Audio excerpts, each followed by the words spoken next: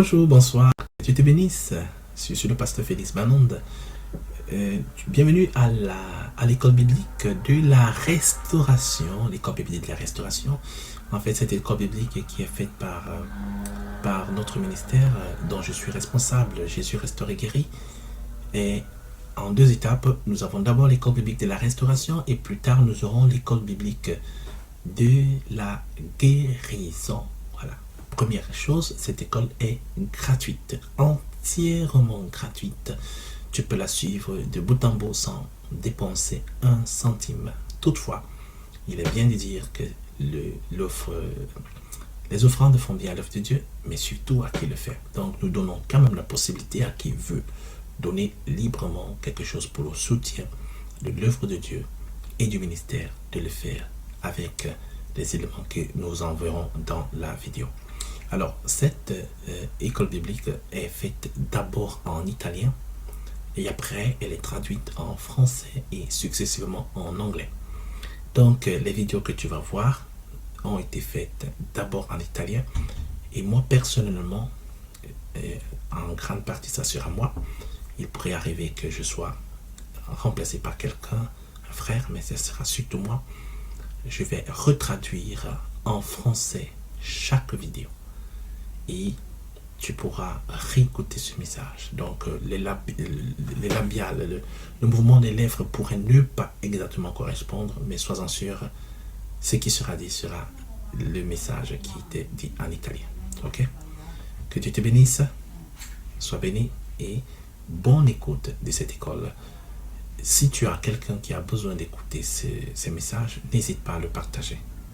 C'est gratuit, je répète bien. C'est pour tout le monde, c'est pour le corps du Christ. Et il y a des questions qui sont posées souvent à remplir avant de recevoir le link successif. Et tu peux les envoyer au travers de l'email ou au travers du numéro de téléphone qui sera affiché pendant la leçon qui sera traduite. Alors, shalom et bonne étude. Shalom. Bonjour et bonsoir. Bon retour dans notre école biblique de la restauration. C'est une joie pour nous de te revoir connecté ici. Je suis le pasteur Félix et je suis responsable de cette mission. Et donc, c'est une école qui est très progressive. C'est une école qui commence avec un premier cours que nous avons déjà fait.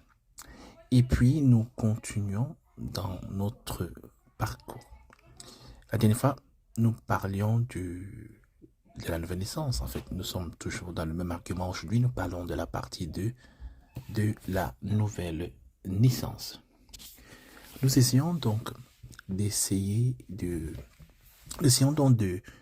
de manière très structurée ce qui se passe au niveau spirituel. En fait, parce que lorsqu'on est de nouveau, des choses se produisent. Lorsqu'on se rapproche de Dieu, des choses se produisent. Et souvent, l'absence de connaissance de la technicalité, on peut dire, de ce qui se produit, fait que les gens souvent s'embourbent et ils confondent et vivent sur le sensuel.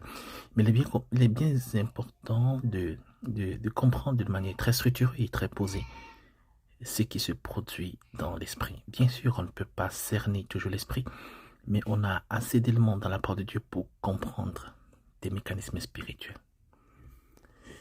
Nous allons donc continuer parlant dans l'explication de ce qui se produit, donc la nouvelle naissance. Alors, nous rappelons que tous les versets, ou presque tous les versets que nous citons sont transcrits dans la description de la vidéo, donc nous t'invitons franchement à les noter.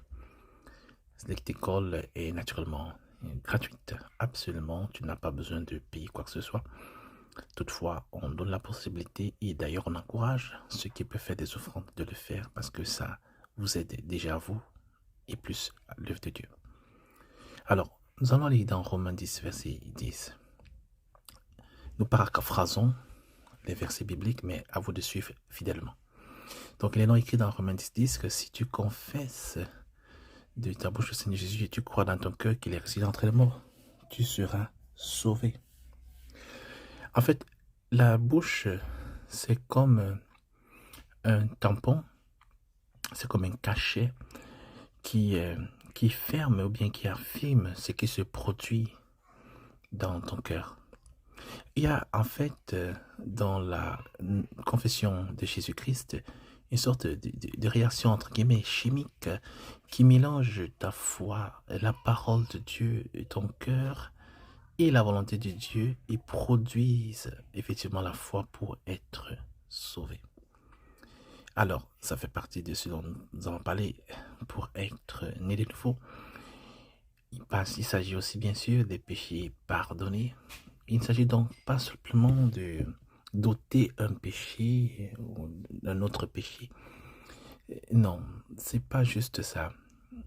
Dans la nouvelle naissance, il y a une rémotion de péché, une remise de péché. Pratiquement, c'est ce que la Bible parle en disant, ce dont la Bible parle en disant de la nature adamique. C'est-à-dire cette partie de nature adamique est enlevée, est ôtée de ton esprit. Elle, donc, est séparée. Elle ne disparaît pas totalement dans le sens où elle reste dans ta chair, mais ton esprit est totalement libéré de cette nature adamique. Et c'est pour ça que nous parlons de nouvelle naissance, nouvel esprit que tu as fait. Alors, il est important de comprendre la valeur tripartite de l'homme qui est esprit, âme et corps. Par exemple, nous pouvons lire dans Romains 12.1 que ne soyez pas conformés à ce monde, à ce siècle, mais soyez transformés par le renouvellement de votre intelligence.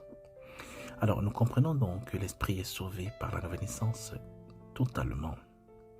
L'âme, dans ce passage à peine cité, explique un principe qui est le salut progressif de l'âme. Donc, il y a un salut en cours de l'âme.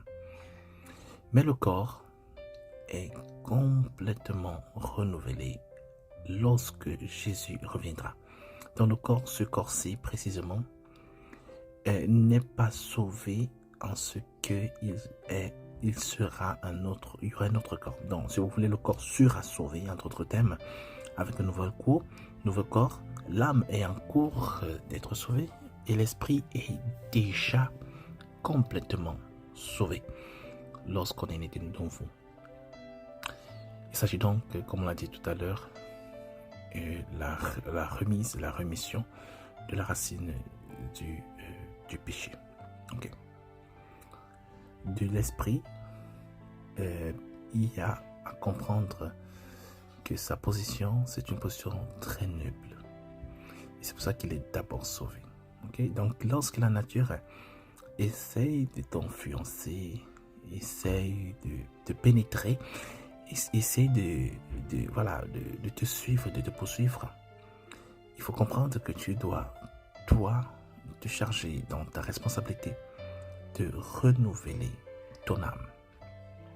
Parce que l'âme est en influence, est sous influence continuelle de la chair. Et on a l'autorité. D'ailleurs, on voit David qui dit mon âme bénit le Seigneur. Donc, on peut obliger à son âme de faire la volonté de Dieu. On peut la contraindre presque. Parce qu'en fait, c'est pas automatique. Loin de là. Donc, lorsqu'on parle par exemple du péché originel, certains ont fait la référence d'une pomme. C'est pas dit que c'est une pomme. Peut-être c'était une banane. Voilà, c'est juste pour parler. Ce dont nous parlons, c'est qu'il y a eu ce péché originel qui nous a influencés depuis le début, qui nous a envahis, détruisant d'abord notre esprit en le tuant, influençant et remplissant notre âme et s'attachant à notre corps. Donc, comprendre la nouvelle naissance, c'est clair, c'est un état et c'est un processus. L'état, c'est que l'esprit est sauvé. Nous le rappelons plusieurs fois parce que c'est une des clés de la croissance spirituelle. L'âme est en partie sauvée et il doit être renouvelé. et l'esprit et le corps n'est tout simplement pas sauvé et il y aura un nouveau corps. Amen. Voilà. Ce dont nous parlons, c'est être en communion avec Dieu. C'est vraiment rentrer dans l'état voulu de Dieu depuis le début. Donc, c'est cet état d'être en relation avec Dieu. Parce que les religions naissent effectivement parce qu'elles essayent de remplacer, de substituer ce manque de relation réelle avec Dieu. Toutes les religions essayent de trouver un chemin. Ok. Lorsque nous parlons de la mort, par exemple, dans ce cadre, la mort physique. Lorsqu'on parle de la mort, en fait, on parle souvent de la mort physique d'abord, mais c'est en réalité d'abord la mort spirituelle. Mais parlons-en un peu de la mort physique. La mort physique, d'ailleurs, est à considérer être une conséquence directe du péché. Parce que toutes les maladies qui peuvent s'attacher à notre corps sont toutes d'origine spirituelle en ce que elles sont une conséquence directe ou indirecte du péché. Toutes les maladies en sont une conséquence. Il y a aussi la mort appelée la mort éternelle. Donc là, nous sommes en train de citer les trois types de morts, la mort spirituelle, la mort physique et puis la mort éternelle. La mort éternelle, c'est quelque chose de terrible, d'une chose impensable. Vraiment, si tu as un doute, si oui ou non, tu seras sauvé ou tu es sauvé, je te supplie de tout mon cœur de ne pas rentrer dans la mort éternelle. La mort éternelle, c'est une séparation d'avec Dieu, c'est l'enfer. Et on souffre tout simplement parce que la source de notre vie n'est plus présente. D'un côté, de l'autre côté, on souffre réellement parce que il y a des souffrances qui sont, on peut dire, octroyées par l'enfer. Donc, important à ce stade comprendre que la mort éternelle n'est pas une option. Ok. Une autre fois, on pourrait parler de ce qu'est l'enfer, le paradis. Mais c'est pas l'objet actuellement. Le plus important, il faut comprendre que si on n'a pas Jésus dans notre cœur et si on n'est pas né de nouveau, il n'y a pas d'autre option, d'autres possibilités. On encourt la mort éternelle. Okay. Lorsque nous parlons de la relation avec Dieu, c'est une relation donc qui est reprise due à la nouvelle naissance, qui existait avant, ou mieux qui existe dans notre esprit en principe, mais qui est suffoqué, qui est anéanti par le péché originel, nous éloignant automatiquement de Dieu depuis la naissance. Une chose que nous citons, que nous devons comprendre, c'est qu'il y a bien sûr la nouvelle naissance, comme nous comprenons, qui est dans le royaume de Dieu. On est de nouveau dans le royaume de Dieu. Mais une chose que souvent on n'a pas toujours expliqué, c'est que la mort spirituelle implique aussi une nouvelle naissance. Ah oui, une naissance dans le royaume du diable. C'est-à-dire que le fait de n'être pas sous l'autorité de Dieu, le fait d'être né de nouveau, en fait, nous fait vivre dans le royaume du diable. Donc, on est toujours né quelque part de nouveau. Ou dans le royaume de Dieu, ou dans le royaume du diable. C'est pour ça que Jésus finissait par appeler certains fils du diable. Par exemple, on peut lire dans Éphésiens chapitre 2, le verset 3. On le lit également au niveau du livre de l'évangile de Jean, Jean chapitre 8, le verset 44, où Jésus s'adresse à ceux qui n'ont pas connu le Seigneur et qui les appellent le fils du diable. Maintenant, nous voulons parler des bénéfices de qui naît de nouveau. Bon, on est de nouveau. Et puis quoi? Qu'est-ce que c'est vraiment l'avantage? Nous avons vu dernièrement qu'il était dit que tout est devenu nouveau. Et lorsque tu es vraiment renouvelé, en fait, tu es une nouvelle personne. 1 Pierre 1,4 nous parle de la partie, 1 Pierre 3,4 plutôt, nous parle de la partie intérieure de l'homme. Et c'est cette partie qui naît de nouveau. On peut lire également dans Éphésiens 3,16. La partie intérieure, c'est cette partie qui naît de nouveau. Donc, nous avons déjà dit plusieurs fois. On devient donc un avec Christ. En fait, les esprits, vous savez, ont une capacité péculière de s'unir et de devenir un. C'est comme deux gouttes d'eau, c'est comme de l'eau. Si tu mets une eau salée et une eau douce ensemble, ou bien tout simplement 2 gouttes d'eau de sources différentes, elles vont se mélanger. Tu ne pourras plus absolument faire la différence. C'est impossible au niveau physique. Donc, s'unir avec Christ, s'unir avec le Seigneur, c'est aussi s'unir dans l'esprit avec le Seigneur. C'est pour ça que la Bible nous demande de naître de nouveau, parce que sans la nouvelle naissance dans l'esprit, il est impossible de s'unir au Seigneur. C'est donc l'importance davantage du Saint-Esprit dont on parle. Donc, dans 1 Corinthiens 6, 17, il est dit que, que la nouvelle naissance nous fait porter davantage de fruits. Parce que nous sommes unis ensemble à Christ. Un autre point est celui-ci, c'est que le croyant qui a accepté Jésus, en lui, Dieu vit, Dieu réside, Dieu en a fait sa maison. C'est pour ça que les anges, lorsque la Bible dit qu'ils sont curieux, lorsque le Saint-Esprit est donné aux hommes, cette curiosité peut nous étonner parce qu'on se dit, mais attends, ils sont des anges, ils comprennent des choses spirituelles, pourquoi devraient-ils, eux, être curieux? En fait, justement, c'est parce que le Seigneur qui est entre nous, il ne peut même pas être contenu dans les cieux des cieux.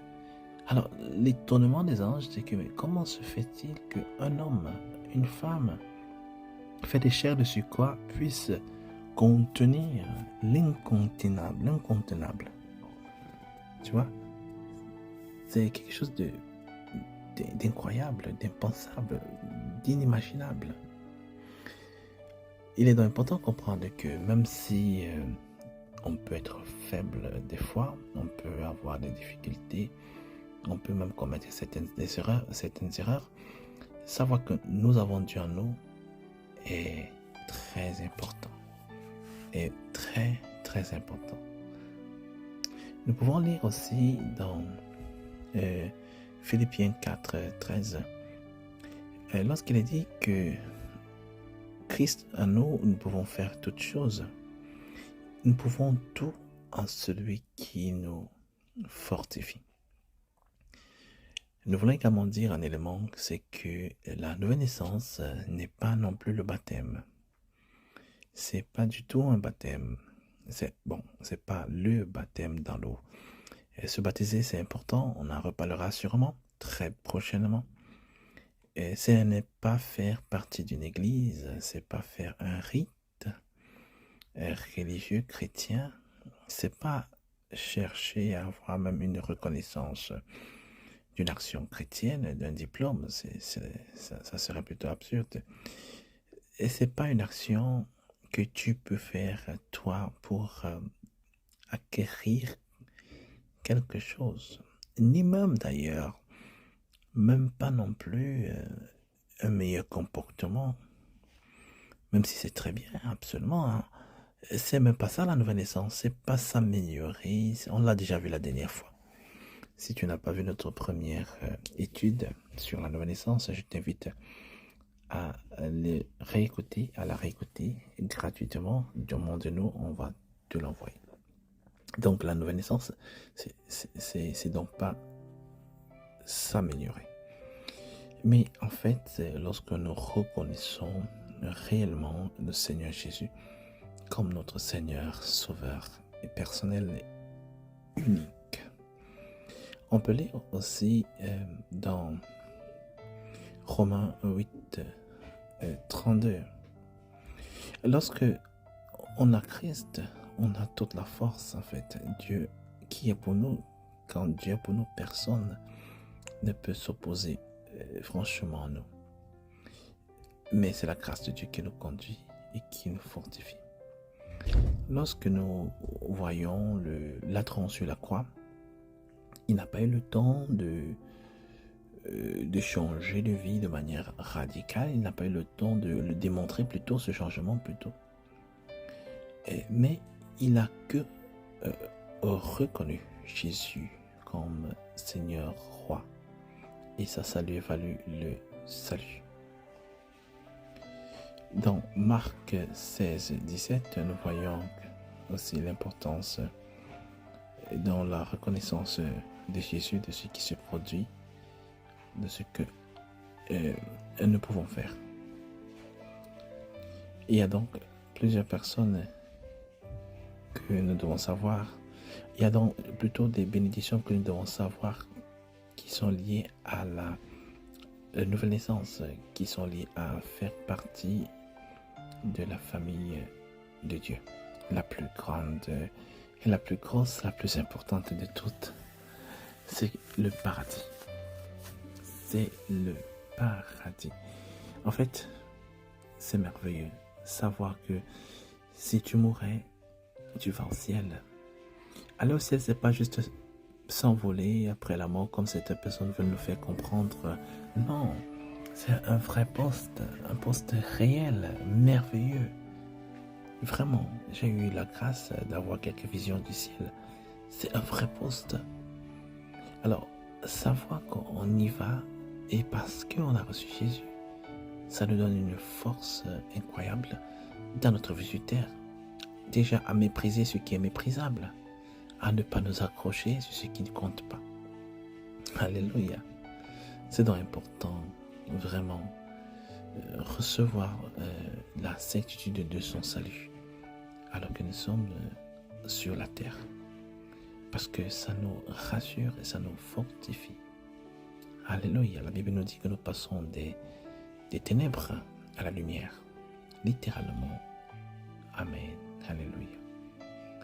On dirait plus à propos, mais nous voudrions plutôt parler de la fin de ce que nous disons, pas de manière exhaustive, mais au moins à partie.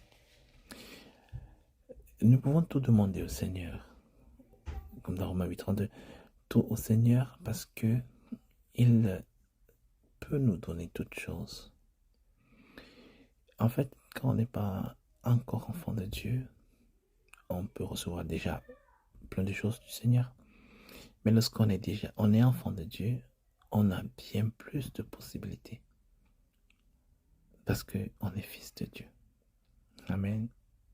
Il y a donc des bénédictions liées d'abord au salut, bien sûr, au salut, au paradis, mais bien aussi aux besoins quotidiens. Dieu peut te bénir parce que tu es son fils. Il veut te bénir parce que tu es son fils. Amen. Voilà, donc ce que nous voudrions dire au final, c'est ça. C'est qu'il y a vraiment de grandes bénédictions attachées à la nouvelle naissance. Dans la vidéo précédente, nous avons également parlé encore des aspects initiaux. Et s'il t'arrive de n'avoir vraiment pas tout compris, parce que nous avons un peu monté le niveau cette fois-ci, je t'invite franchement à revoir notre vidéo d'avant. Amen. Donc, si tu as donc besoin de prière de toute manière, même pour des guérisons, de la grâce de Dieu sur toi, quelques prières quelconques, tu peux nous écrire ou nous appeler et nous pourrions te recontacter. Ok? La Bible nous dit que si Dieu est pour nous, qui sera contre nous? Si Dieu est pour nous, qui sera contre nous? Si quelqu'un croit que la vie ne le serait pas, qu'il sache ou qu'elle sache que Dieu est capable de changer toute situation de manière à faire valoir son droit divin dans nos vies. Amen.